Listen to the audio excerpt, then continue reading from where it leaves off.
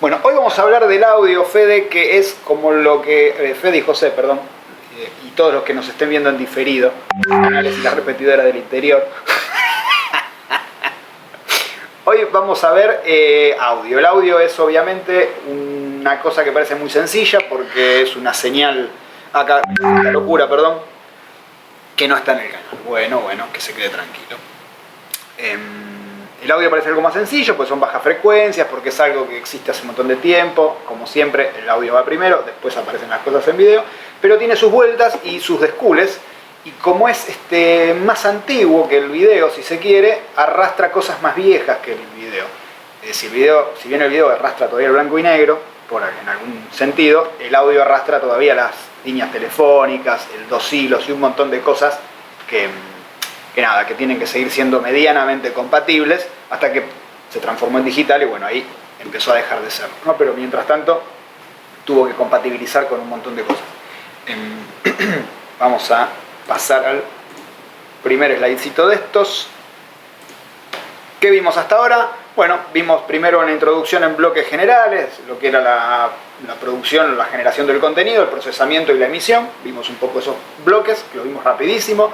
Después nos metimos con el video, ahí nos comimos 3 clases, porque bueno, arrancamos desde cómo se engaña al ojo, del cine, la cantidad de cuadros, pasamos por la croma, cómo se agregó, el ancho de banda, modulaciones, formato, pasamos al digital. En el medio del digital dijimos, bueno, el audio se embebe, vimos el embebido, en el digital nos fuimos al IP y vimos un poco también toda la parte del SENTI 2022.6 y del SENTI 21.10. Y vimos todas las partes y terminamos con lo último que fue el tema de cómo switchar video en IP, donde el último comentario fue: no se olviden del nateo. En algún momento la NAT les puede ser muy útil porque les permite cambiar las direcciones IP sin que nadie se queje, y es una manera de engañar quizá equipos y ya se están desarrollando, por uno del lado de Ver están desarrollando una matricita que se llama NATX, que en realidad lo que hace es eso, arma la ruta y le cambia los IP. Es una solución que me pareció interesante, por eso la mencioné. Pero bueno, nada, finalmente llegamos al audio, clase número 5.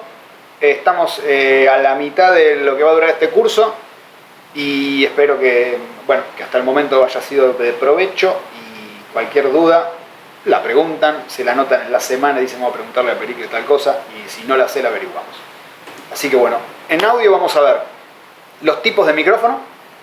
Vamos a arrancar bien por lo básico, porque hay como 2 grandes grupos que quería mencionar, que es la señal balanceada, y ahí algo que parece corto se va a extender bastante, porque la señal balanceada empieza para resolver unos problemas, y estos problemas no solo se resuelven con la señal balanceada, porque hay que tener en cuenta un montón de otras consideraciones, que nada, se las voy a comentar. Después nos vamos a ir un poco a los formatos digitales de audio, que obviamente, como arrancó antes, hay muchos más que de video, hay muchos más. Se fueron implementando más masivamente que el video. Y por último, vamos a ver un poco de 2 hilos, 4 hilos, y si llegamos al híbrido telefónico, que es una matriz de intercom y demás. Yo creo que vamos a terminar hoy viendo que es un 2 hilos, que es un 4 hilos, y no mucho más, pero lo que queda va a ser muy cortito.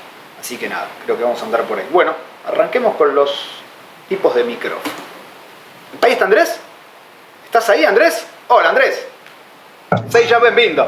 ¿Qué haces, Feli? ¿Todo bien? Bien. Hay algunos cursos, pero me puse un link en YouTube y voy a poner el link del anterior también en YouTube, así que más o menos, si algún día estás muy aburrido, hoy es un día ideal.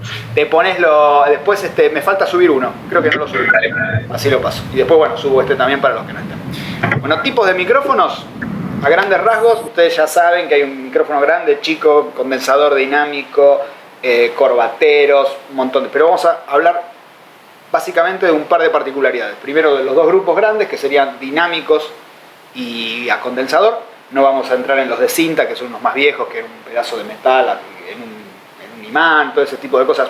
Nunca las vi usándose en televisión, quizá para darle algún color a la voz particular alguien lo use, pero no es algo habitual. No es lo que conseguís en VIH fácilmente para comprar, digamos. Así que vamos a hablar de esos dos tipos de micrófonos, que son los que se usan, y el tipo de patrón que tienen estos micrófonos. Así que bueno, vamos a arrancar un poquito con eso. Primero, El primer micrófono que vamos a ver es si se quiere, el más sencillo. Para mí es un micrófono dinámico. El micrófono dinámico lo podemos ver como un parlante dado vuelta, si se quiere, porque tiene un cono, una membrana, un diafragma, como le queramos llamar, en el cual está bobinado, digamos, una bobina, y hay un campo magnético permanente, o sea, un imán, y esta bobina, con las vibraciones del audio, se mueve porque está montado en esta membrana. Esas vibraciones de la bobina en un campo magnético, obviamente generan esta magia que tiene el campo magnético y la electricidad, que cuando aparece uno, está el otro, y bueno, entonces al aparecer movimiento se genera el campo eléctrico, la corriente eléctrica, que va traqueando las vibraciones. A ver si me olvidó de algo acá. Nada. El tema que tienen estos micrófonos, básicamente son muy sencillos de construir, son súper resistentes porque no hay piezas muy delicadas. Está bien, si vas a andar pegando con el dedo a la membrana, lo podés romper. Pero, por ejemplo, para que vean ahí arriba, puse la fotito de dos micrófonos súper clásicos. El que parece el planetario es el SM58, que es el micrófono por excelencia bueno, excelencia tradicional, por así decirlo, porque ahora hay micrófonos, supongo que más evolucionados, pero es el micrófono típico que todo rockstar quiere usar en un escenario, escupirle pegado a medio centímetro, pegarle, golpearle en un recital de punk, revolearlo del cable, hacer todo ese tipo de guarradas con ese micrófono y sigue funcionando. Pero claro, hay que gritarle, es un micrófono, si se quiere, un poco sordo, porque es súper duro. ¿Y por qué son los dinámicos así pesados? Pues bueno, justamente por la mecánica de la membrana. Es una membrana que está moviendo mecánicamente una bobina, y bueno, eso hay que empujarlo. No es gratis que sea resistente, ¿no? Y después hay otros un poquito más sordos, que es el SM57, que también lo puse ahí a la izquierda. Nada, no estoy vendiendo Shure, de vuelta, simplemente que son micrófonos históricos y súper clásicos. La gente, yo no soy del palo del audio, pero estos dos micrófonos son como que, nada, vas a microfonear una batería y con el SM57 no le pifias. Le puedes hacer más fino, ir por una AKG, una Audio-Técnica, puedes poner otras marcas, un Rode, o sea, hay un montón de cositas más sutiles para hacer seguramente, pero con estos dos medianamente tenés al cantante y a los instrumentos más o menos cubiertos. El SM57 es un poco más duro, o sea que para moverlo hay que darle un golpe violento, pero al ser más duro tampoco se satura tan fácil. Entonces, nada, por eso la elección del micrófono tiene que ver con qué tipo de ondas mecánicas o presiones vas a capturar. ¿Qué más? No requiere alimentación, porque es una bobina, esto genera corriente, no es que hay que meterle una fuente, el chabón ya, vos movés con aire, es un generador, es maravilloso, esa parte de mí de la electrónica me encanta. La respuesta en frecuencia, justamente como son pesados, no puede traquear tan bien las ondas, digamos, las vibraciones, entonces tiene un límite en 15K, más o menos mueren, y arrancan abajo en algo así como 50, de vuelta, una onda muy suave, de muy baja frecuencia, no llega a mover esa membrana. Entonces, más o menos la respuesta en frecuencia para lo que es un vocalista sobra, para lo que es batería sobra, para todo eso sobra, no hay ningún problema. No vas a tener quizá la nitidez, esa cosita en estudio, quizá en estudio no te usen este micrófono para grabar una voz, lo más probable es que no usen este micrófono, a menos que quieran dar un toque tipo vivo. Y después la sensibilidad, que es lo otro, lo que les decía, la dureza, la sensibilidad, la miden en dB versus, dB, que es una relación de los milivolt que genera versus la presión, los pascales. Nada, se pone una referencia para decir, bueno, este es el 0, y a partir de ahí se toman los decibelios. Y bueno, cuando comparamos sensibilidad de micrófonos, muy importante estar mirando el mismo parámetro referido a lo mismo, ¿no? Porque podemos estar mirando en uno dB y en otro podemos estar mirando milivolt versus presión en pascales. Entonces hay como dos unidades que suelen usar, entonces nada, miremos la misma unidad. Lo mismo que nos pasa en RF si me hablan en dBm o me hablan en watt, no tiene nada que ver una cosa con otra. ¿Está bien? Entonces nada, y si vamos a comparar micrófonos, que es lo que estoy haciendo en estos slides, vamos a usar la misma unidad que es el dB sobre pascales, a 1 kHz.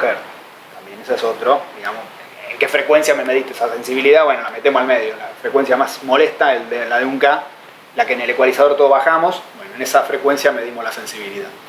Y bueno, nota que en el caso del SM58, que es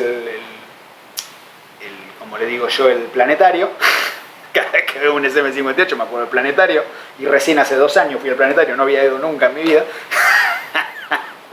Pero bueno, ese tiene menos 57,5 de B-Volt. Ahí abajo puse una escalita de en milivolt cuánto sería. Un 0 dB sería 1 volt en esta escala, con esta referencia que hicieron para medir presión.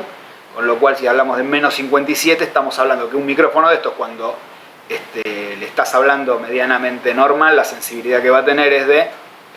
y vas a estar en los, no sé, 0,05, perdón, en los 5 milivolt, 4 milivolt.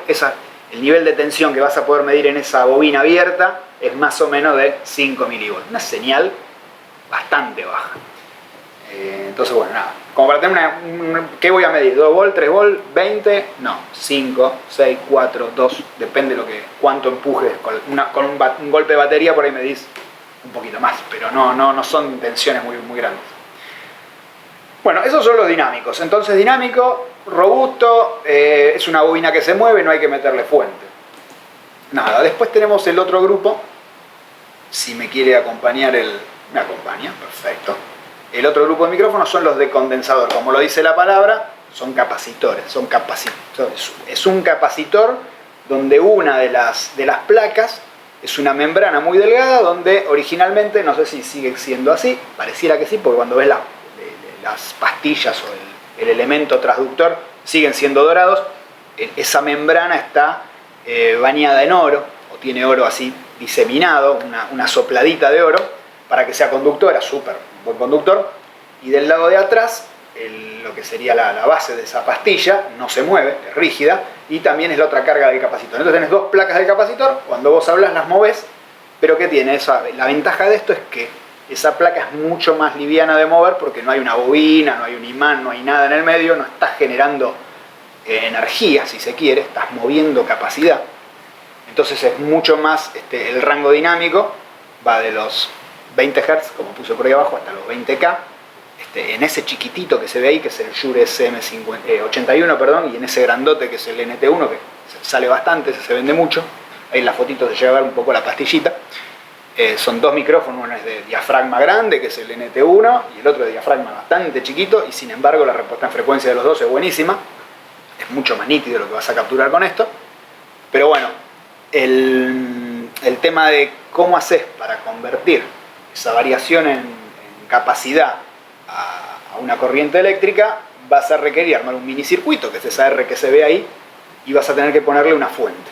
Entonces, al hacer digamos, para poder hacer eso, vos tenés que tener una fuente de energía, o bien el micrófono tiene que ir a pila, o tenés que tenerlo tan conocido y adorado para hacer desastres en todas las instalaciones, llamado fuente Phantom.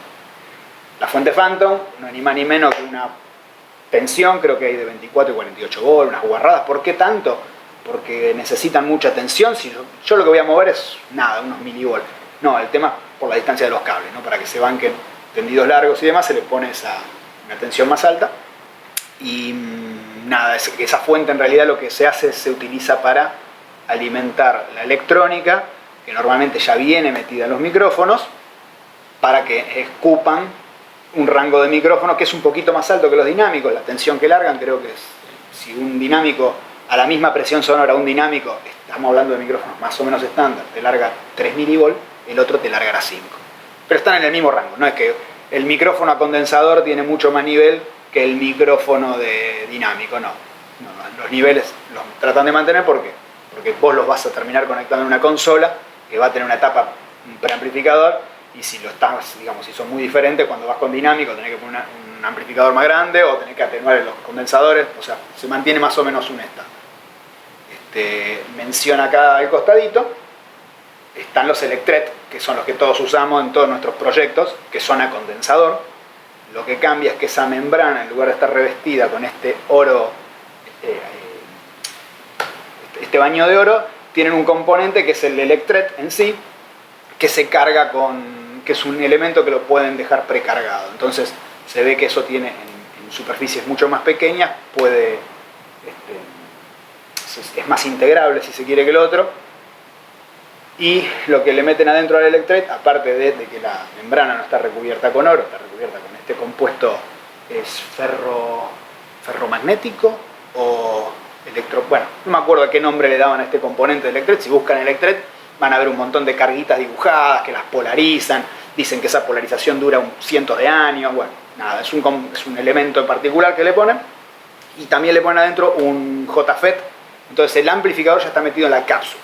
La cápsula ya tiene el pre, y el nivel que te saca un micrófono Electret es más alto, ya está preamplificado. Esa es una de las diferencias, por eso se usa tanto. Integran el chip. Al principio, en los 60, creo, cuando salió por ahí, no sé si lo hizo Texas, no me acuerdo quién lo hizo, o Bell, bueno, alguien lo hizo, el Electret. Tenían algunos problemitas y no tuvieron una gran reputación, pero hoy por hoy un Electret andan bárbaro en los micrófonos USB y todo este tipo de cosas. Hablando de micrófonos, ¿se me escucha bien? ¿Estamos bien? Perfecto. Bueno, pará, ¿estoy grabando bien? ¿Estoy grabando con audio? Vamos a chequear acá. Hola, 3-2. Sí, perfecto. Ya me pasó que grabé sin audio y es una cagada. Nada, bueno, los micrófonos, estos USB y demás, te usan un Electret. Entonces, el capacitivo, el condensador, está súper utilizado por todos lados, lo vamos a ver por todos lados. Tiene que tener una electrónica para amplificar. Los primeros de condensador utilizaban un preamplificador pegado a la cápsula, porque siempre recuerden que si vamos a estar hablando de que movemos un capacitor, muy poca variación, tirar un tracho de cable largo es susceptible a ruidos, entonces cuanto más cerquita pueda poner el preamplificador mejor. Y tenían estos preamplificadores de valvulares, eran de tubo, le dicen Tube Amplified Condenser Microphone o algo por el estilo. Y vos ves que en el cacharro ese, como en el NT1, cuando lo desarman, creo que hay una caja que es así, está la válvula, hay una válvula, y bueno, siguen hoy en día armando de esos micrófonos porque el mundo del audio tiene eso, que no, yo quiero sonar como Marilyn en el 70, bueno, listo, el micrófono era este. Entonces le siguen poniendo las válvulas, cambian, hay unas distorsiones armónicas que hacen que suene un poco diferente, pues un amplificador valvular, y nada, después te lo agarra elegante y hacen lo que hacen, ¿no? Pero bueno, la tecnología da para hacer mucho más, pero siguen usando válvulas por este tema de como le dicen, el brillo, el color. O sea, ellos ven colores y cosas en el sonido. Eso es, al margen de todo esto, cuando estás bajo algún efecto medio. El abuso del LSD. No lo quería decir yo. Porque a mí me lo contaron. Pero vos, Andrés, si tenés la posta, está bueno que dé tu testimonio. Tuve varios años en teatro, así que... Bien. Cuando empezás a ver sonidos, es raro. Bueno, ¿qué más? ¿Qué dice acá? Bueno, requiere la fuente Phantom. Como les decía, el tema de la sensibilidad, fíjense, estos micrófonos tienen el SM81, que es más chiquitito, 45 dB, tiene como 10 dB más que el otro, es mucho. Recuerden siempre que cuando referimos los dB a tensión, cada 6 dB es el doble. Cuando los referimos a potencia, cada 3 dB es el doble de potencia o de tensión, depende. Y el NT1, que es uno de diafragma grande, que le dicen, tiene 29 dB. O sea, le podés susurrar y el chabón mueve la membrana y te lo traduce a audio. Entonces, nada, tenés membrana pequeña, membrana grande. Básicamente esos son los capacitivos. Recuerden el tema de la fuente Phantom, no es menor. Esto, Fede, laburaste en radio, te pasó 1000 veces.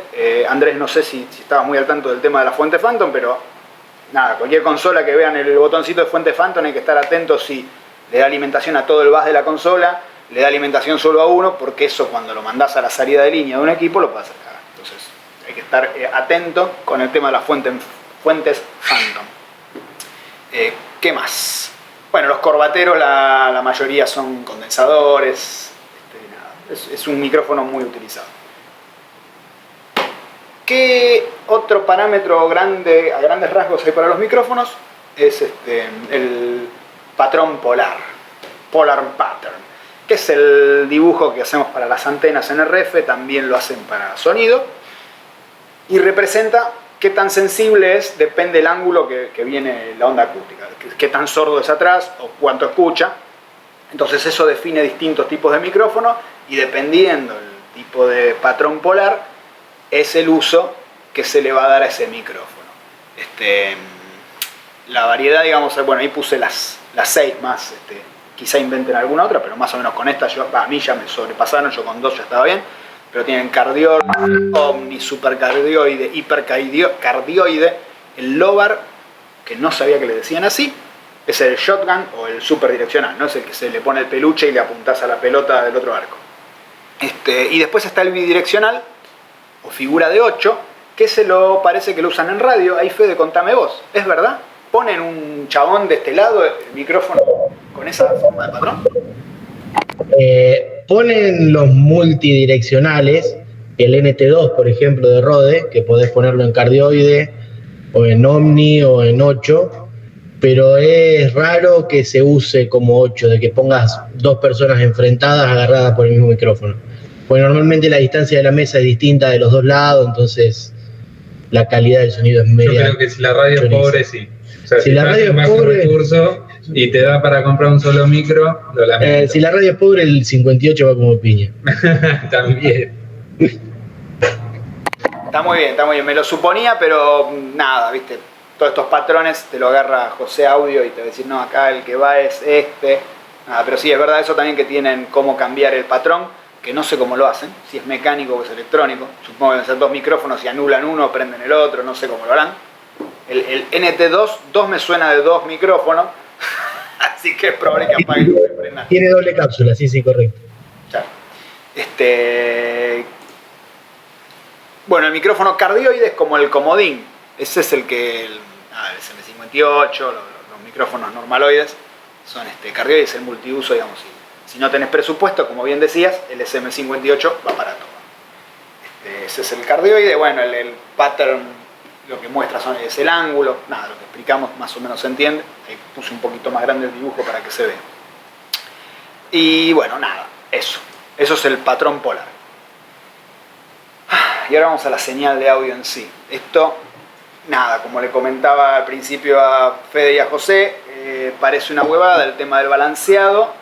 Es parecido a lo que vimos con el subcarrier de croma, la modulación en cuadratura, porque después se da vuelta, el PAL da vuelta, invierte no a la modulación en cuadratura, sino a lo que hace el PAL con esto de invertir la fase.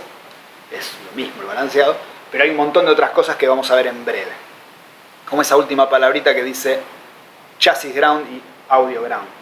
Para mí eran lo mismo, hasta que empecé a escuchar zumbido por todos lados y me di cuenta que no es lo mismo. Bueno, una breve reseña del audio balanceado. La señal analógica de audio es la señal eléctrica que representa la variación de las ondas sonoras que o las generaste o son las que capturaste con un micrófono. Más o menos el rango de frecuencia, todos lo conocemos, entre 20 Hz y 20 kg, o más abajo si tenés mucho oído, pero nada, el rango puede ir de 0 a 30K, es una señal de baja frecuencia, por así decirlo. Para captar estas ondas acústicas y convertirlas, se utilizan los micrófonos que acabamos de ver, y estas señales suelen ser débiles, dijimos que estábamos en el orden de los milivolt, lo que las hacen susceptibles al ruido y a las interferencias por interferencia electromagnética. Para minimizar este problema es que utilizan el balanceado. ¿Y en qué consta el balanceado? Fácil. De por sí el micrófono, el SM58 es balanceado, porque la bobina está al aire, los dos cables, con lo cual voy a tener corriente entrando y saliendo.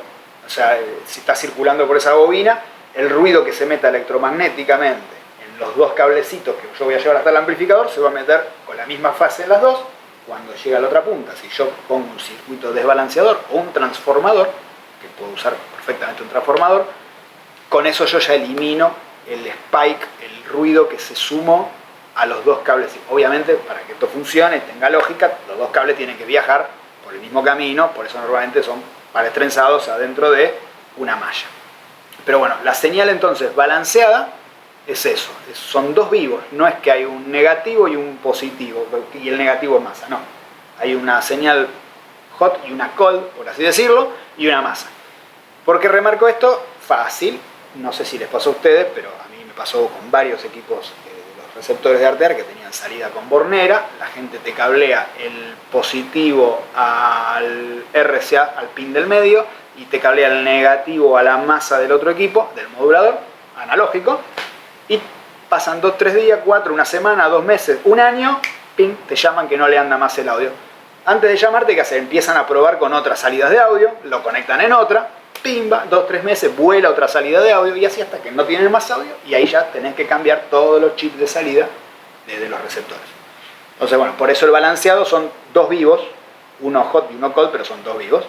Y otra particularidad que, bueno, cuando los pones en un circuito operacional, con un trafo, esa tensión que vos medís de 0 a uno de los vivos, de masa a uno de los vivos, se duplica, ¿no? Porque si uno es más 1 volt, el otro es menos 1, la resultante 2 volt. Entonces, por un lado eliminas el ruido y por otro lado duplicas el nivel de señal. Entonces, a eso que se le dice rechazo de modo común, es justamente eso. Lo que rechaza es lo que se suma a los dos. Nada, les estoy explicando algo que ya entendieron. Listo, continuemos.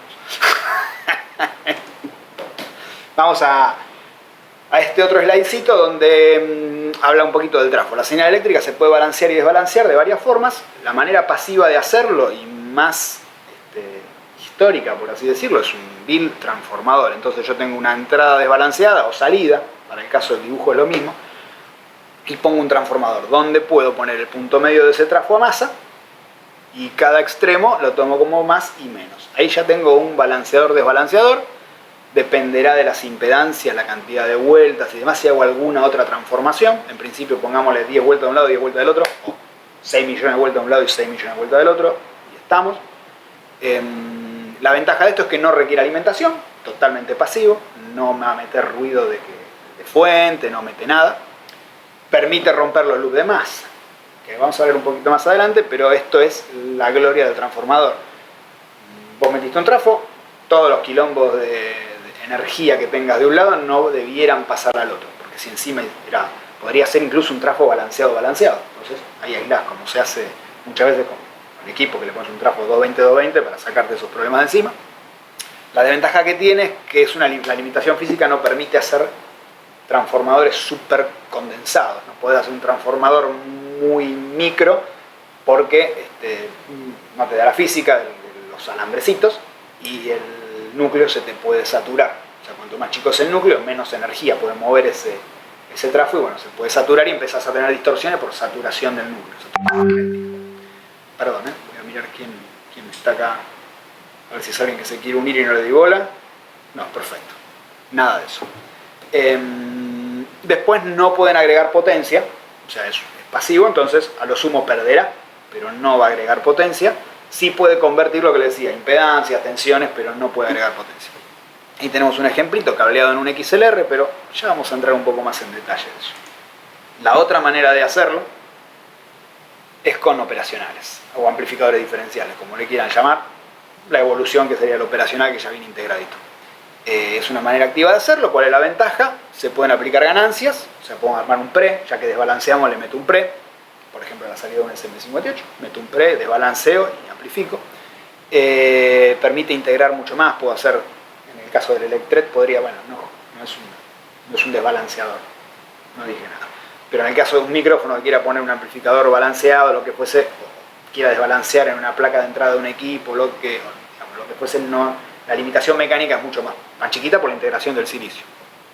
La desventaja, hay que alimentar, no aísla masas y depende cómo esté armado ese circuito, cómo sea esa etapa de salida, sobre todo de las salidas que son salidas balanceadas, lo que estamos viendo ahí en el dibujito a la izquierda, si no hay una resistencia de protección, depende cómo sea ese chip, lo podemos hacer volar. Y hay varios chips que vuelan, no es que no hay ninguno que vuela, son normales, no me acuerdo si era el 1458, uno de esos a veces lo mandan directo a las dos salidas afuera, con alguna R muy bajita, 10 ohm, para decir, bueno, que tenga bien baja impedancia, y cuando te lo ponen a masa, después de un tiempo calienta y termina volando.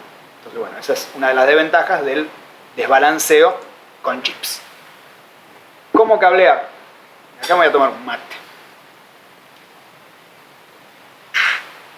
¿Cómo cablear? Si ambos extremos son puertos balanceados, salida balanceada, entrada balanceada, la manera correcta, ideal, que manda la AES es pin a pin. El uno con el uno, todo con dos, tres con tres.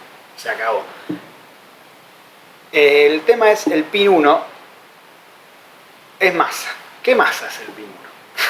¿Qué masa es? Acá, bueno, dibujé estos dos operacionales justamente por eso, porque si yo de pronto se me ocurre decir, bueno, en lugar de un balanceado tengo un desbalanceado, un plug mono, y hago esto que está dibujado acá, meto el pin 1 con el 3, estoy mandando a masa la salida negativa de ese operacional, y bueno, nada, lo puedo terminar quemando. Entonces, ¿se hace esto? Sí. ¿Funciona? Sí, muchas veces.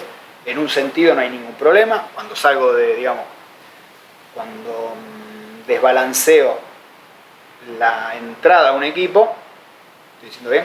O sea, nada, cuando lo que desbalanceo es la entrada al equipo, está bien, vengo con una señal balanceada y la quiero desbalancear. Si tomo recaudo no hago lío, y en el otro sentido salgo con un balanceado y quiero atacar a un... Perdón, salgo con un desbalanceado y quiero atacar a un balanceador, puedo hacer esto. No hay ningún problema porque lo que hice fue fijarle uno de los dos vivos a masa, perdí lo que es el rechazo de modo común, lo maté, pero no pasa nada. No, bueno, hay que tener un poquito de cuidado en el sentido que se haga esto. O sea, ahí está, ese es el ayuda a memoria. Macho, puedo hacer esto, no hay ningún problema. Ahora, si es una hembra, tengo que tener cuidado porque no sé lo que viene, si era balanceado o qué era. ¿Está bien? Entonces, esos son los dos warnings que hay que tener ahí. La mejor manera de conectar líneas balanceadas es uniendo el shield, o sea, la malla, el shield del gabinete, toda la carcasa metálica del chasis, en ambos extremos. Pero no siempre es la manera que mejor funciona en el mundo real. ¿Qué sería hacer eso? Bueno, acá tenés Bornera, XLR y el PJ o el plug. Ahí les dejé un link, cuando les pase vamos de vuelta para atrás, ahí ven un link que está muy bueno, lo que encontré de información de todo este tema de cómo unir las masas y demás. Nada, es un quilombo que en el mundo digital un poco nos lo olvidamos, porque si nos vamos a IP, esto está resuelto, pero si todavía tienen un AES, tienen alguna cosita en analógica, a veces algún desarrollo que hagan ustedes, como unir masa, el punto en un solo punto, que le llaman masa, unir las masas en estrella y todo eso, que siempre supe que existía, nunca me puse a mirarlo en detalle. Nada, si algún día les surge, ahí hay un linkcito. Entonces, ¿qué es lo que hacemos cuando unimos el chasis de los gabinetes a la malla del cable? Es como prolongar esa coraza protectora contra la RFI. Y esa es la idea de la malla. No es llevarme la masa de audio por la malla, para que todo lo que venga y le pegue a la malla se vaya a la masa de la electrónica. No, todo lo que venga y le pegue a la malla se tiene que ir a la carcasa metálica de los equipos. Pasan cosas, como por ejemplo, los equipos son plásticos, ya no hay gabinete metálico. El enchufe es de 2 patas, no tiene puesta a tierra. Entonces empiezan a pasar un montón de cosas que hacen que, ante la realidad del cableado, vos digas, no, pará, me conviene esto mandarlo a masa y no mandarlo a la masa metálica, por así llamarlo. Acá le ponen dos nombres, ¿no? Chassis ground y audio ground. Debieran ser la misma, por supuesto, pero hay caminos de cable, pedazos de cobre entre medio, que hacen que se generen diferencias de potencial, y si vos la electrónica la colgás sobre una masa que se te empieza a mover, empezás a tener ruidos. Entonces, nada. ¿Cómo unen adentro de los equipos la masa electrónica con la masa del gabinete? Cambia. Hay diferentes maneras. Algunos no la unen, otros le ponen un puente, otros una resistencia, capacitor, otros te dejan a vos con una llave que elijas, otros la llave elige entre capacitor o directo, y otros meten un par de dioditos. Entonces, hay distintas maneras, y todo eso complica la cuestión del cableado. Vos vas a cablear algo y si mandás pin con pin, puede que no funcione del todo bien. En los XLR, por ejemplo, algo que yo nunca le di bola, pero está ahí y siempre lo vi y nunca le di bola, hay como una lengüetita más que le llaman case, que es la carcasa metálica del XLR, cuando el XLR es metálico, hay XLR que son plásticos. Veo que se ríen, no sé si les pasó que no le dieron bola o qué es lo que les pasó con los XLR. No le di pelota. Bueno, yo nunca les di bola, jamás les di bola, pero está ahí. Entonces la recomendación es que el pin 1 sea la masa del chasis, el gabinete metálico, y esta sea la malla del cable para extender, bueno, lo que explicamos recién, ¿no? Que todo el gabinete del equipo de punta a punta es todo un envoltorio de aluminio alrededor de artear que nos cubre de la RFI. Igual adentro de esa coraza también pasan cosas. Entonces, es relativo. Pero es común, no lo estoy inventando, es lo que leí ahí en la página esa que les dejo el link, que no todos los fabricantes te conecten al pin 1 el chasis del equipo y te conectan al pin 1 la masa electrónica del equipo. Entonces vos estás conectando la malla del cable a este punto que en definitiva es la referencia de 0 volt y se empieza a mover. A veces está bueno porque se mueve la referencia, también se mueven los dos cables y no pasa nada, pero a veces no está bueno. Entonces hay un par de maneras de realizar el cableado cuando uno es consciente de qué hay adentro de los equipos. A nosotros no nos pasa nunca eso, pero si en algún momento hay un quilombo serio de zumbido, es el hum y el buzz que le dicen, zumbido. El hum es ese famoso de 50 ciclos y el buzz un poco más agudito porque no sé por qué le llaman diferente, pero en fin, está el hum y el buzz, esas dos problemas que aparecen, y acá es donde nos sugiere. Fíjense la cantidad de manera que se puede cablear una línea. La línea estándar, cuando vos compras un patch o compras un Canon, viene cableada como te lo muestran ahí arriba. Pin 1 con pin 1, pin 2 con pin 2, pin 3 con pin 3. Y eso debiera ser el chasis del gabinete con la malla del cable y los dos pines vivos siguen viaje por el par trenzado. Este diagramita lo que muestra es cuando tenés una salida balanceada a una entrada balanceada, cuando tenés una salida desbalanceada a una entrada balanceada, la peligrosa, que es la que les decía recién, cuando tenés una salida balanceada a una entrada desbalanceada, donde puedes hacer cagadas, y cuando tenés un desbalanceado con un desbalanceado. Lo de más arriba a la izquierda es la manera ideal. De ahí, en diagonal hacia abajo, todo va empeorando. O sea, lo peor que podés hacer es cablear abajo a la derecha. Eso es como una de las peores condiciones que te explican ahí los motivos, ¿no? Entonces, bueno, nada, en el balanceado, de vuelta, lo ideal es que el chasis sea el foil. Cuando de un lado tenés que el equipo o sea, yo cuando entré ahí al laburar y me decían, no, en los micrófonos, cuando cableas una línea de audio de algo con baja señal o que hay quilombos de ruido, masa o lo que fuese, te conviene siempre que la malla esté casada a la masa del receptor, no del transmisor. Es decir, el micrófono está al aire, el chasis ese, y vos la malla del cable es una pantalla que está unida solamente en el extremo del receptor, que es lo que muestra acá el segundo escalón. Vos en el micrófono no dejás la masa electrónica, queda no conectada, queda ahí, nada, total, vos te llevas un balanceado, y lo que es el foil de afuera o la malla queda conectado al chasis del receptor. Perdón, lo estoy diciendo del revés, del transmisor. Balance de output. Mira, yo la tenía del revés. Bueno, nada, todos los días se aprende.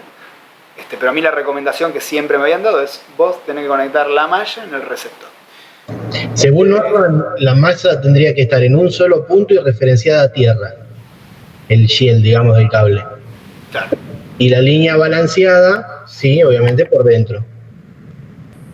Según el manual del Orban, ¿no? Claro, y bueno, todo este arrastre de cosas por lo que estuve leyendo ahí viene por la convivencia del desbalanceado con el balanceado y todos estos problemitas. Como el audio arrancó hace mucho cuando era desbalanceado, porque el equipamiento balanceado era más caro, el audio profesional dijo, nosotros somos balanceados, pero de pronto te apareció una compactera, te aparecieron cosas que eran con un RCA desbalanceadas, se empezó a hacer toda una ensalada de cómo te cableo y cómo no te cableo. Lo ideal es meter un trafo, un adaptador de balanceado con transformador, te olvidas de todos los problemas, pero si lo vas a hacer con cables, nada, hay que estar atento a conectar. De hecho, hay unos cables que ahí mostraron un ejemplo con un cocodrilo en una de las puntas de la malla del cable, la ponían un cocodrilo y iban tocando. Decir, bueno, pará, lo pongo a pin 1, anda bien, listo, lo dejo ahí. Lo pongo al chasis, anda bien, bueno, si anda bien lo dejo en el chasis. Entonces, para poder probar cuál es la mejor manera, pero sí. Tiene su vueltita justamente por eso, porque la masa y el chasis son como dos cosas distintas. Y para realmente ver que esto es un problema real, Neutrix se tomó el laburo de fabricar este conector Canon, que nunca vendí uno, ahora me doy cuenta por qué, porque vi el precio,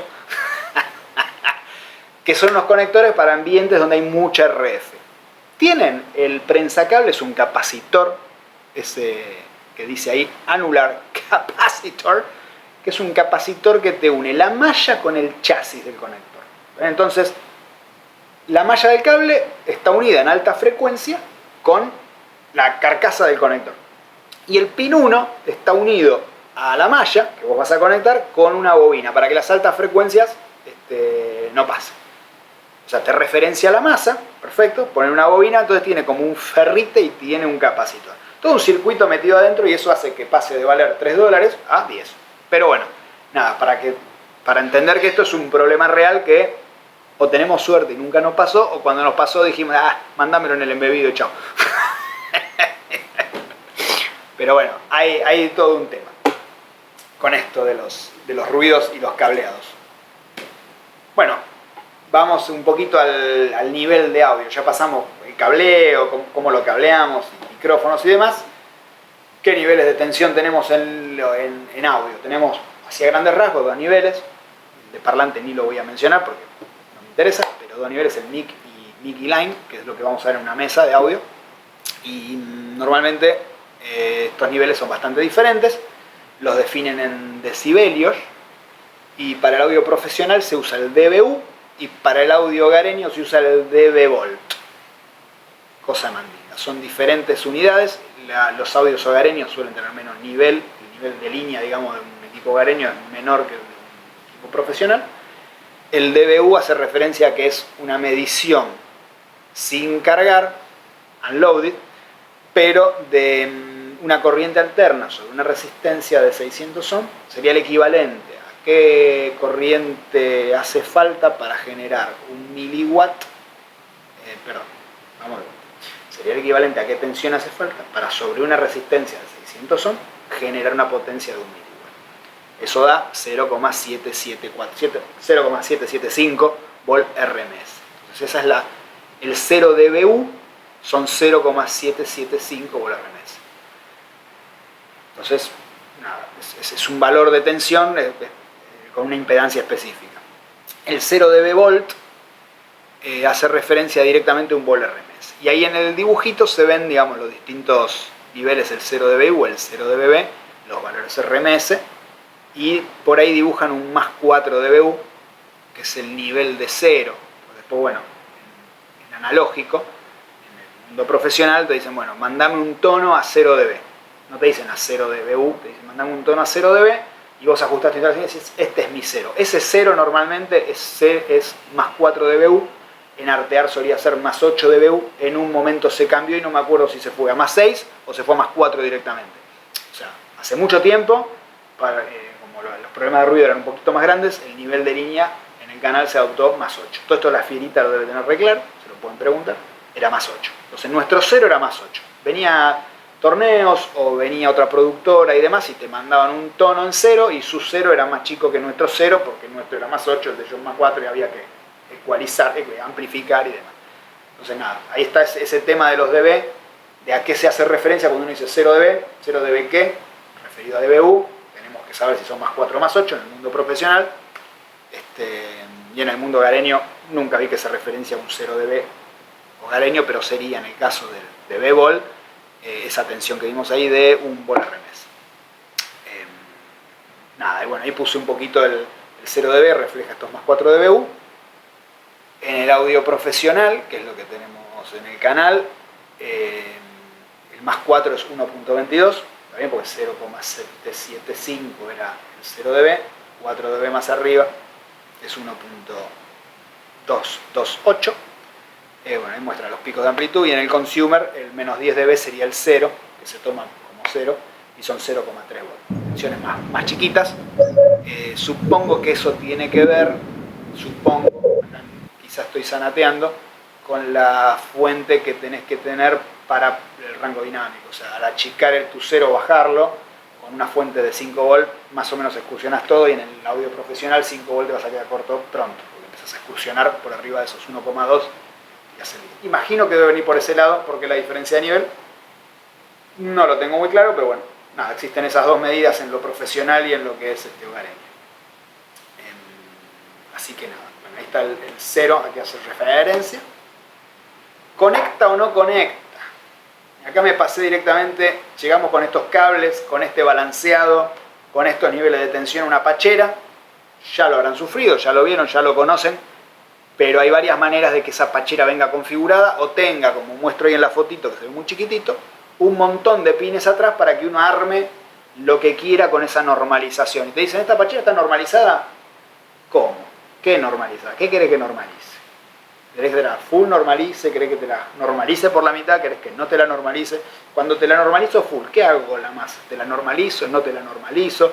Entonces, todas esas opciones son las que le podés pedir a un fabricante de pacheras de audio cuando te las manda precableadas, como son las Bantam, que suelen venir precableadas, y podés poner, bueno, full normal es en ambos casos el conector de arriba de la pachera, que es por donde siempre llueve video o llueve audio. Estamos hablando de audio, pero menciono lo del video porque estándar normalmente por arriba te vienen, por abajo se van, o sea, arriba hay salidas, abajo hay entradas.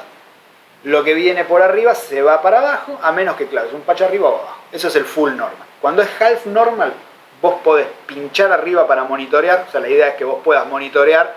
Tenés que ser consciente de que lo que vas a pinchar arriba en una half normal no sea un cortocircuito, ¿no? Entonces te permite hacer una boleadora sobre la misma pachera. Ping, pones ahí una pesca, escuchás qué pasa. Todo esto era en el mundo analógico. Así que, nada, se los cuento ya casi históricamente. Igual hace poco el Barba compró una de audio. Lo seguimos usando para armar paralelos contra, no nosotros, ¿no? Pero la gente de audio siguen creciendo el equipamiento y no les da las matrices, entonces arman paralelos con las pacheras, así que está todavía muy actual. Sí, el half normal te da, es un comodín para monitorear y es un comodín para salir del paso cuando tenés que mandar, che, mandame el retorno de tal cosa, pinchás ahí y tenés la opción de hacer rápidamente ese paralelo. Y bueno, el no normal, nada. Lo que viene por arriba, se muere arriba, lo que viene por abajo, se muere abajo. Pero nada, es eso. Y después, bueno, acá ahí tenés todas las opciones de si las masas están aisladas o no. Ahí las pacheras suelen entrar, como ven ahí, esos dos pendorchos verdes que son el chasis, para ver si querés referenciar alguno de esos conectores al chasis del rack o no. Después hay unas que incluso permiten cortar la masa cuando clavas patches. Ahí todo ese tema de las masas se ve que es algo medio complicadito. Bueno, una vez que todo eso se murió, el analógico lo enterramos, no existe más, lo convertimos a digital y nuestra vida mejora. ¿Mejora? No mejora. Le agregamos más cositas. Lo que hacemos es alejarnos de esa capa física. Ya no podemos sentir qué está pasando en ese cable, ya no escuchamos ese zumbido, decimos, che, no anda. Eso es lo que nos pasa con el digital, pero cuando anda perfecto, somos Dios. Pero bueno, nada. Entonces el audio, obviamente, al igual que el video, pero mucho antes, pasó a digital, y ahí básicamente hay como un caminito que fue, el primero, hay más, pero lo primero fue el AES-3, que sería el audio digital profesional. Después vino, ¿qué hacemos con todos estos cables? Muchos cables para estos audios, y tengo mucho ancho de banda, lo puedo meter en un coaxil, ya hay tecnologías que me permiten meter muchas cosas en un solo piolín. Vino el MADI. Después dijeron, che, hay un montón de infraestructura que se está vendiendo, IP, que está buenísimo, que tenés hasta 1 giga, podés meter 1 giga de información. Vino el Dante, y después, nada, llegó el Senti 2110, y dijeron, hagamos, llegó el Senti 2110. Llegó el momento de decir, che, hay un montón de gente haciendo audio sobre IP y no está estandarizado. Vino la gente de AES y dijo, hagamos el protocolo de audio sobre IP estándar multimarca para que todos usen, y sacó el AES-67, que es el que usa el 2110. Que eso ya lo vimos, y en estos slides que quedan no voy a repetir demasiado eso para no aburrir con esas capitas que nos vamos a olvidar prontamente. Bueno, AES-3, AES-EBU es lo mismo. Es el mismo estándar, que lo que intentó fue en el 85 hacer una digitalización del audio analógico. Que sea algo fácil de adaptar a la infraestructura que existía. Vos ya tenías pacheras, conectores, cableado. Bueno, vamos a convertir el audio a digital y vamos a tirar todo. No podemos tirar todo. Entonces, todo lo que es la infra, que se mantenga. Entonces, inventaron algo que corra arriba de los cables y conectores que ya existían. Le agregaron funcionalidades, por supuesto. Empezó a funcionar en audio en líneas desbalanceadas, como coaxil, pero sobre las balanceadas de XLR en 110 ohms siguió funcionando perfectamente. En lugar de tener estéreo, mono y mezclar canales, metamos 2 audios en un solo cable.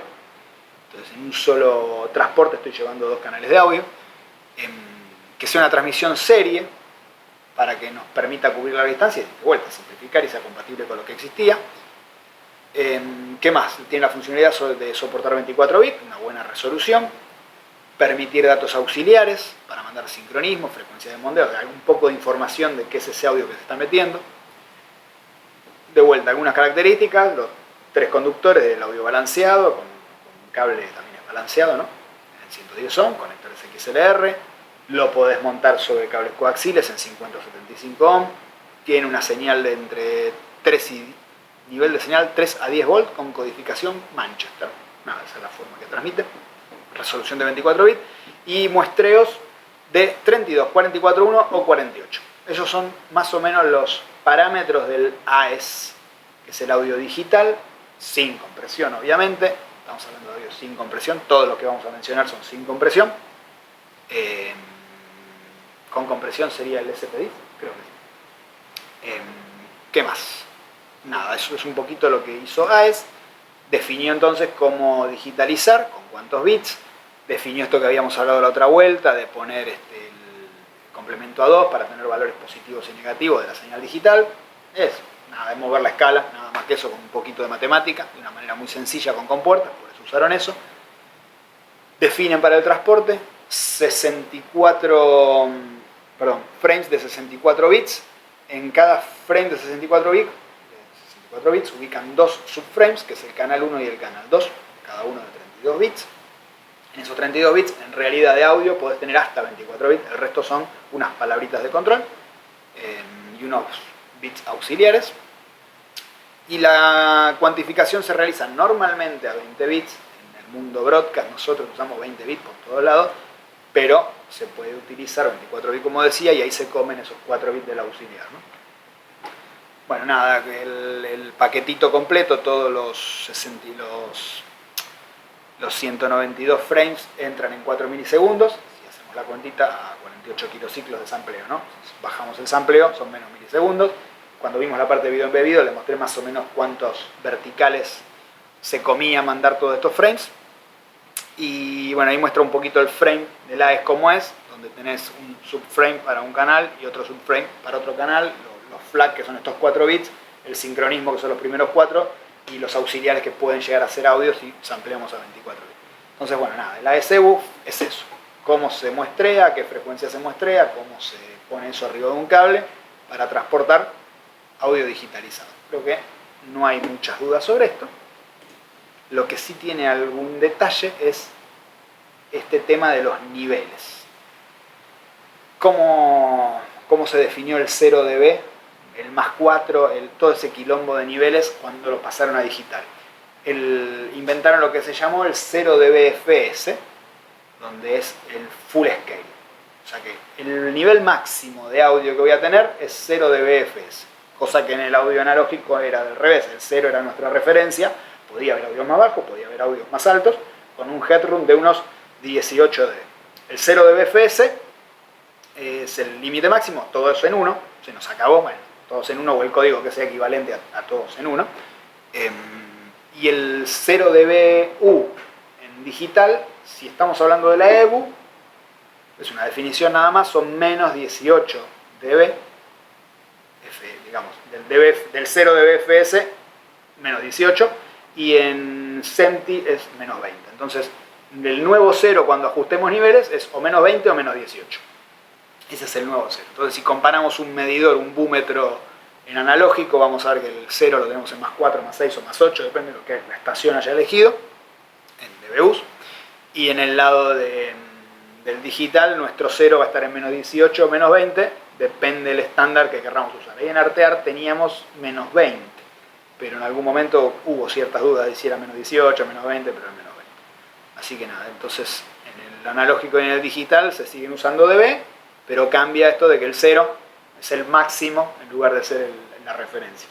Y al principio es alguna confusión, cuando no venís del audio te hace una confusión, o escuchaste alguna vez que el 0 es el 0 para ajustar y ahora resulta que el 0 es el máximo, pero nada, es simplemente eso, saber cómo se lo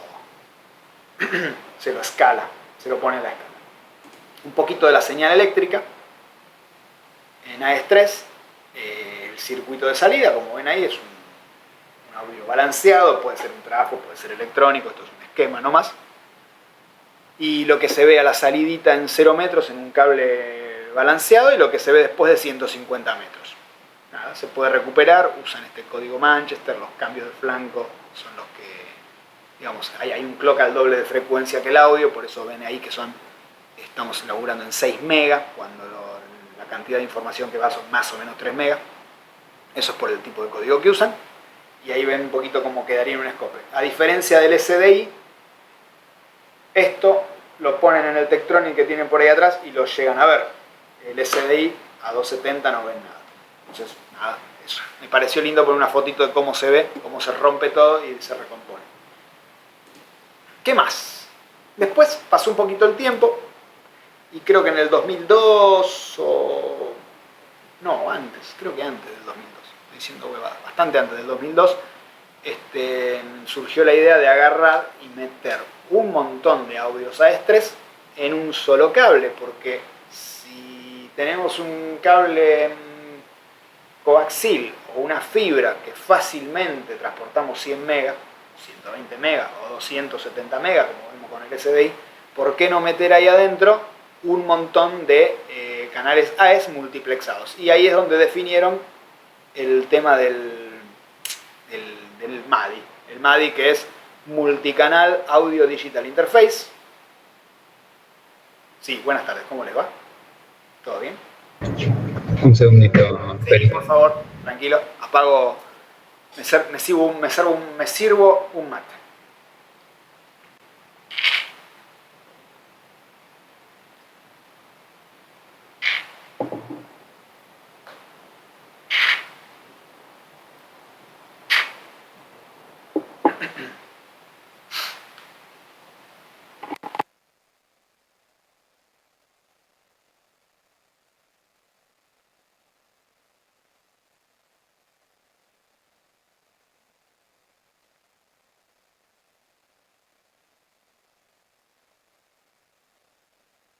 Si te puedo dar un consejo, nunca te pongas a vender Sony. No, Te va a traer quilombo por todos déjame lados. que te dé otro consejo. Ponete a vender Sony vos, porque esto es un desastre. Es un desastre, loco. Ah, pero este es compañero nuestro. Sí, un señor. ¿Qué pasó? ¿Te doy otro consejo? ¿Quién anda ahí? No veo con el barbijo, no reconozco. Jorge Soto. Mirá, ¿qué hace? Trata bien la cámara, por favor, te pido. Está nueva, no, ni siquiera se rompió. No me dan bola. Tu máquina. Es un desastre. Mira, estamos arriba. Está intentando estar arriba. No puede todavía. No. Hola. Sí, señor. Bueno, ahí estamos nuevamente grabando. ¿Dónde habíamos quedado? El audio MADI es ni más ni menos que un multiplexado de audios AES. ¿Cuál es la idea? Por un solo cable poderme llevar un montón de canales. Ya que hay ancho de banda, meter un montón de canales. ¿Cuántos canales? Hasta 64 canales de 48K. 64 canales mono, ¿verdad? Son los 64 subframes que se llamaban en AES. Serían 32 AES que meto ahí adentro. ¿También? Porque los AES tenían subframe A, subframe B, que cada uno era un canal. Entonces son 64 canales independientes a 24 bits. Y dependiendo cómo sean esos canales AES, si son de 96K, son 32 canales. Y nada, eso. Básicamente aquí soporta también 192K, no me preguntes para qué quieren 192K, 24 bits, pero también lo soporta. Lo normalito es usar los de 48K, donde tenés 64 canales en un solo cable. Normalmente todas las... cuando usan fibra en lugar de coax lo hacen DIDI, sueles tener in-out MADI, y de hecho hay unas matricitas 8x8 MADI, o sea, 8 entradas MADI y 8 salidas MADI, que si lo llevas al mundo AES, equivalen a una matriz de 512 por 512. Y es una matricita así, o sea, tiene 8 conectores. Son 8 de entrada, 8 de salida, y tenés una matriz de... Está bien, adentro hay una electrónica que se banca ese ancho de banda, pero estás conmutando canales como loco. Por eso las matrices Es bastante normal que encuentres matrices y equipo de audio con entradas MADI justamente porque no tenés que poner 512 conectores, pones 8. O sea, básicamente la reducción que haces en el transporte es galáctico. El audio sigue siendo sin compresión, AES. No hay nada nuevo en el audio, hay un par de señalizaciones y la única diferencia que vi por ahí que hay que tener cierto respeto, pero que no siempre se la tiene y funciona, es como los pulsitos ecualizadores en el analógico que están ahí, no sabemos para qué, pero no joden. Bueno, en el MADI recomiendan fuertemente usar word clock, referenciar todos los equipos que se conectan por la red MADI, digamos que tengan conexión MADI, con el word clock de la planta. Que el word clock es una señal cuadrada TTL con la frecuencia de sampleo. No es lo mismo que el DARS, que es un AES vacío, sin información, que es para referenciar los AES, sino que es para referenciar los sampleos. ¿Para qué se hace eso? Porque en el MADI no hay estampa de tiempo de cuándo se creó ese paquetito. Entonces con el word clock vos alineas bien el momento que vas a leer esos 20 bits que te están llegando. Entonces recomiendan que le pongas el word clock. De vuelta, son 100 megabits de payload y puedes viajar, el estándar está definido para coaxiles de 75 ohm, donde viajas en metro tranquilamente.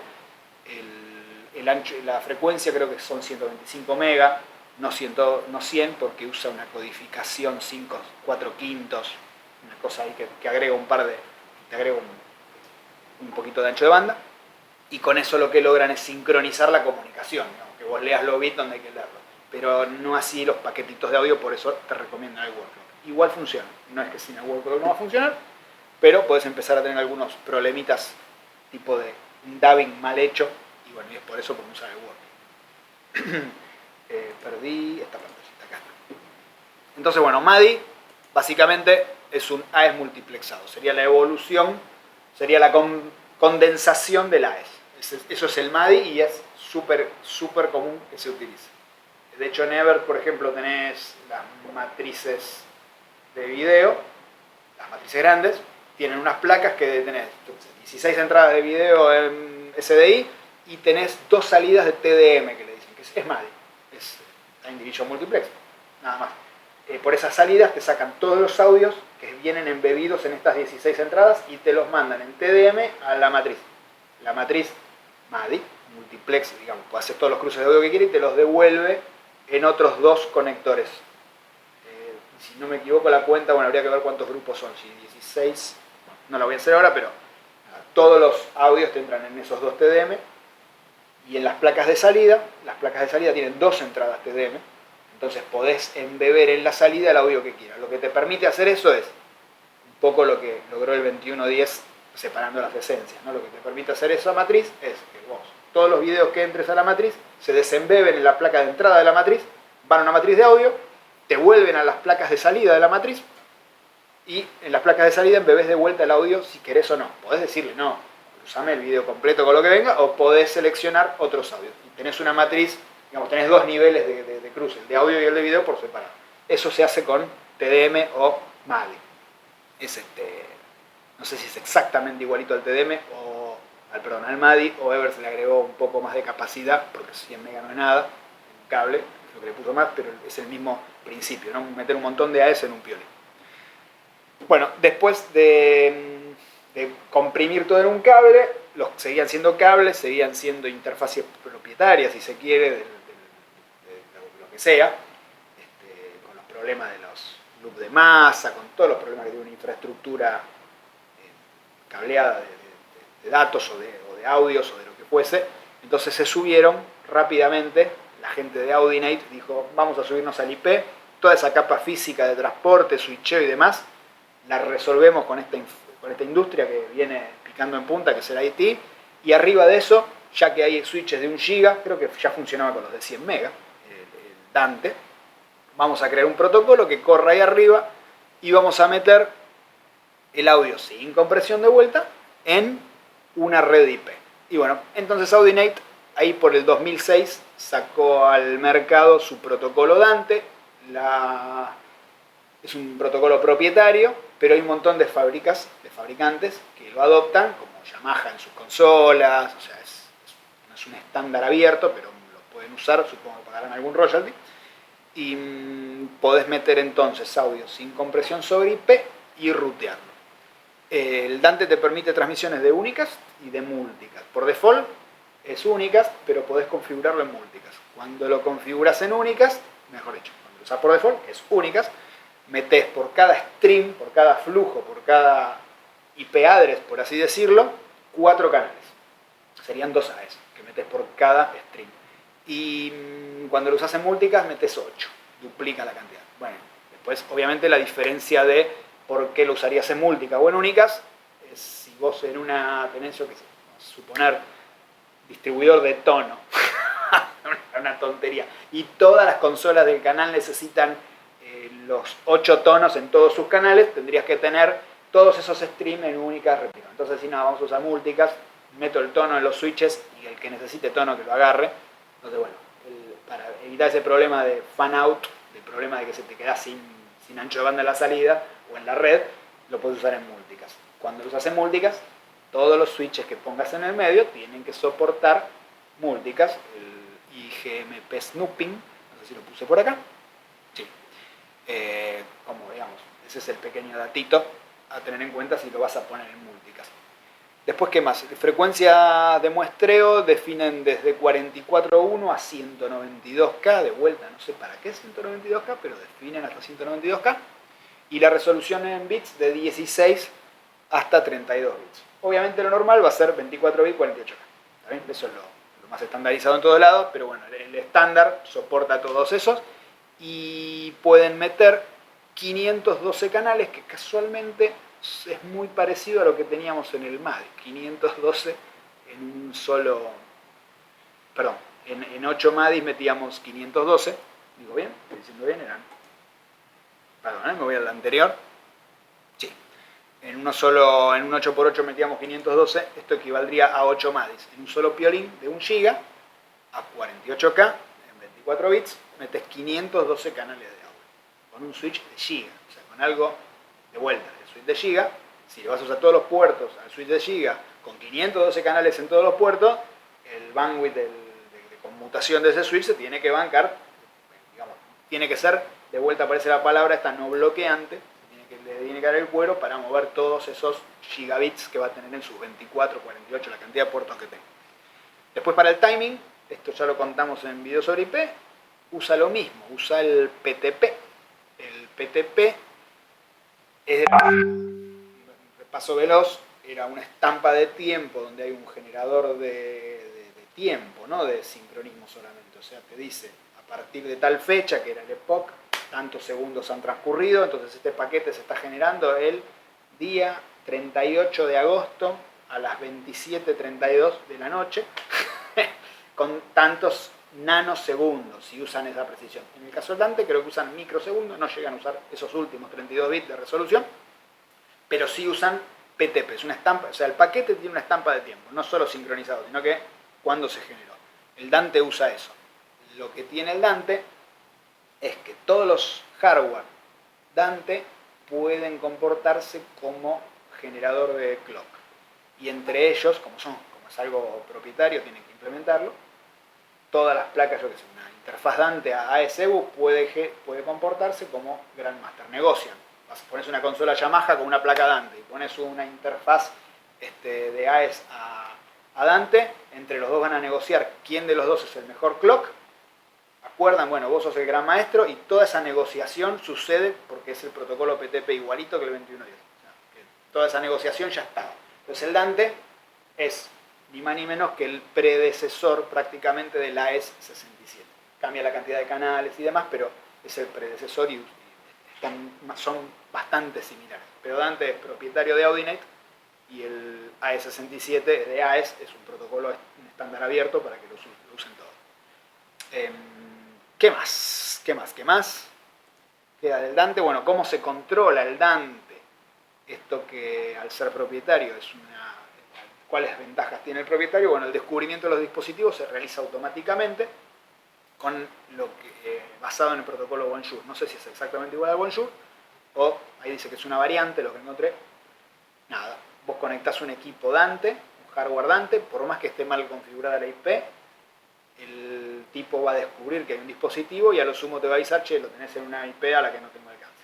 Entonces, no tengo claro cómo es el Bonjour, si es, yo me acuerdo que en TCP/IP no, en Ethernet había una manera, con los Windows viejos que descubrías placas, no me acuerdo el protocolo del nombre, pero bueno, podías saber qué equipamiento tenías conectado. Esto hace lo mismo y ya lo puedes registrar. Entonces, todo lo que era en el mundo 21.10, que vimos la otra vuelta, donde vos conectabas un dispositivo emisor, un dispositivo receptor, tenías que poder controlarlo para decirle, bueno, ¿qué sos? Soy un emisor, y hay toda una serie de protocolos para poder definirlo, y en un orquestador decir, tengo conectado todo esto, y armar tu red. En el mundo Dante eso está simplificado, es plug and play, porque usan Bonjour para descubrir los equipos que conectas. Todo es propietario, seguramente todo paga royalties, por eso 21.10 se inventó otra cosa para hacer ese registro, ¿no? Pero bueno, Dante lo tiene resuelto así. La red tiene que soportar calidad de servicio, o sea, tenés que poder taguear los paquetes para que le dé prioridad, si no empezás a tener problemitas de corte y pérdida de paquetes.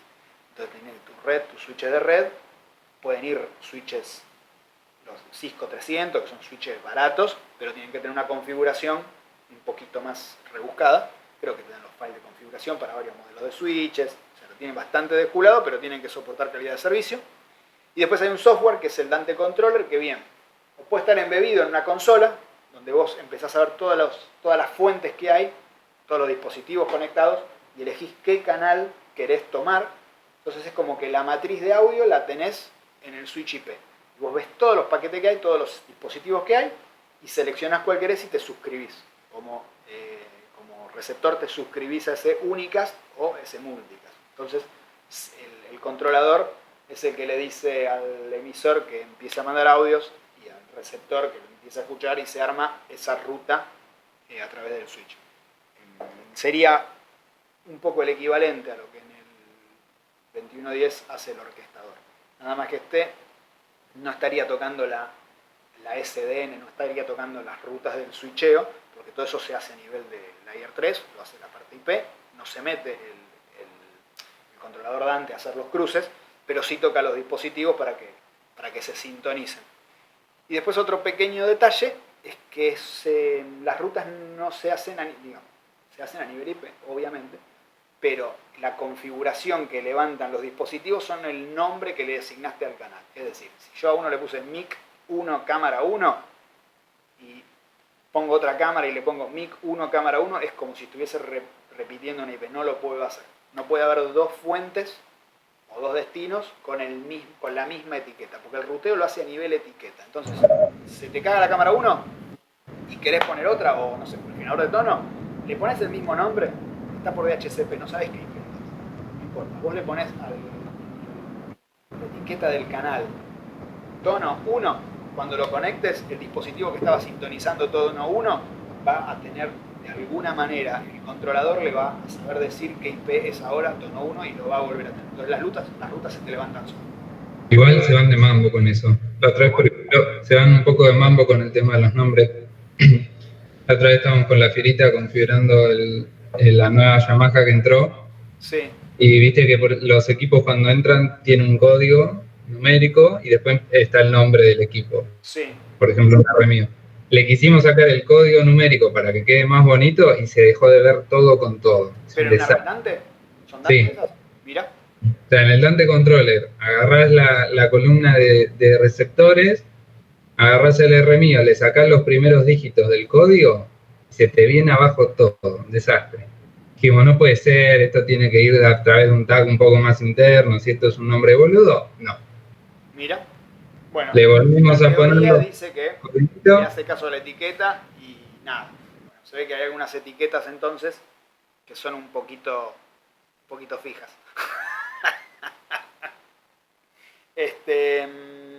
Pero bueno, nada. El Dante, aparentemente, si ustedes lo usaron me sabrán decir, es medianamente sencillo. Bueno, eso. Lo grosso, lo que le veo yo así de beneficioso es que vos tenés en switches medianamente baratos la matriz de audio. O sea, ya no necesitas una matriz de audio. Tenés todos los paquetes ahí arriba y te suscribís a que querés o switchás el que querés. nada, en un solo Piorin de 1 GB, 512 audio, me parece que está buenardo y resolves un montón de temas. Obviamente, cuando empezás a sumarle a esto, que también querés cruzar video, es donde se empieza a ir todo al cuerno y necesitas más que switches de 1 GB. Bueno, pero básicamente el Dante fue el puntapié inicial, si se quiere, sobre el cual se apoyó la gente de AES para hacer el AES-67. Y el AES-67, que ya lo vimos cuando vimos la parte de video sobre IP, que era la parte del 21.10.30, era la que hablaba del AES-67. Si bien el 21.10.30 es un AES-67 con ciertas restricciones, básicamente es lo mismo. Y nada, es un estándar que no es propietario, a diferencia del Dante, es también un estándar sin compresión para transporte de audio sobre IP. La idea ya no es tener el switch de red como una gran matriz, sino más bien poder tener separados las esencias, que el video sea una cosa, que el audio sea otra. Entonces, bueno, nada, la cantidad de canales que podés meter en cada stream era hasta 64 y podías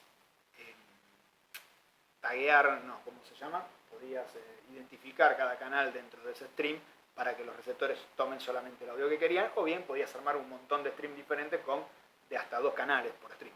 Entonces tenías la chance de armarlo de distintas maneras. Para sincronización, lo mismo, usa el PTP. Si en la red no hay un gran máster de PTP, no te va a dar el AES-67, a diferencia del Dante. Porque el Dante, en cuanto pusiste un pedazo de hardware Dante, ya tenés un generador de PTP. Alguien se va a hacer cargo de eso. Con AES-67, no. Tiene que haber alguien que tome el rol de generador de sincro gran maestro. El Media Clock en 48K, transporte RTP, varios paquetitos RTP adentro de UDP, puede ser unicast o multicast, tiene que soportar también en calidad de servicio, la cantidad de sampleo puede ser la resolución 16 o 24 bits a 48K. Para lo que es la parte de definición de qué va dentro de ese stream, utilizan el Session Description, el SDP, que va la info de la cantidad de canales y que están transportando ahí adentro. ¿Y qué más? Para multicast también tiene que soportar el IGMP, y si es unicast puede soportar el protocolo ZIP, que es para telefonía sobre IP. Y lo que es el NMOS, esto de la parte de cómo se registraban los hardware en el orquestador de la SDN y del CENTI 2110, todavía no está definido en el NMOS, o por lo menos al día que me robé esta placa no estaba definido, no sé hoy si ya está definido, entiendo que bastante más avanzado está, pero nada, eso era cómo se podía controlar el hardware por HTTP, cómo se registraba eso en el orquestador, y el lado de los dispositivos AES, nada más, en esas dos cositas. ¿Qué más? Nada, no mucho más. Así que bueno, lo que va a seguir, que no lo vamos a agarrar hoy, es un poquito de intercom. No lo vamos a agarrar hoy porque, no sé, les muestro 2 slides y casi estaríamos listos, pero ya son 4:30. Vamos a dejar la parte de intercom para la próxima, que es cortita. Vamos a ver un poquito de 2 hilos, 4 hilos, híbridos telefónicos, qué hace una matriz, un poco de nomenclatura, de acá se le llama IFB, cosas que creo que conocen, así que lo vamos a pasar rápido. Y nada, y después de ahí vamos a saltar, sí, ¿a dónde? Vamos a ir al slide 1 para ver el índice nuevamente, que nos quedaría para la próxima. Ping, infra de video. En infraestructura de video lo que vamos a ver es un poco de qué hacen los distintos equipos, un frame synchronizer, un embedder, un DSK, que hace un switcher, que hace una matriz. Un poco de idea de todos los cacharros para qué se usan. Supongo que más o menos los conocen todos, pero bueno, como esto es una introducción, si a alguno se les pasó, nada, los revisamos, y si no, vamos a ir rápido. Y después nos van a quedar conceptos de compresión de video, hablar un poquito de para qué, de qué se trata, de PEG, de transporte, yo qué sé, y después de eso vamos a saltar a la parte de RF, muy interesante, muy lindo. Y después, por último, vamos a hacer un poquito de fibra óptica también. Todo, no se olviden que es introducción, no vamos a ir al hueso de cómo se empalma una fibra y por qué se usa el láser de 1270 y no el de 1310, pero por arriba vamos a ver un poquito todo, más que nada para que, che, las fibras naranjas siempre son multimodo. Dicen que no, pero a mí me pasó siempre eso. Esos detalles. ¿Viste? Cuando le preguntás, che, pero las azules son monomodo o multimodo. Nadie te dice, no te lo confirma nadie. Pero vos sabés que agarrás una amarilla, un monomodo, y agarrás una naranja. Y, bueno, esos detalles muy por arriba los vamos a ver todos. Y nada, es eso. Bueno, nos quedarían 5 clases, caballeros. No sé hasta acá, ¿cómo lo ven? ¿Lo están sufriendo mucho? No, Para nada. peor que el secundario no es. No, la idea es que pasarle por arriba a todos los temas, más o menos, cuando tengan uno en particular que realizar, van a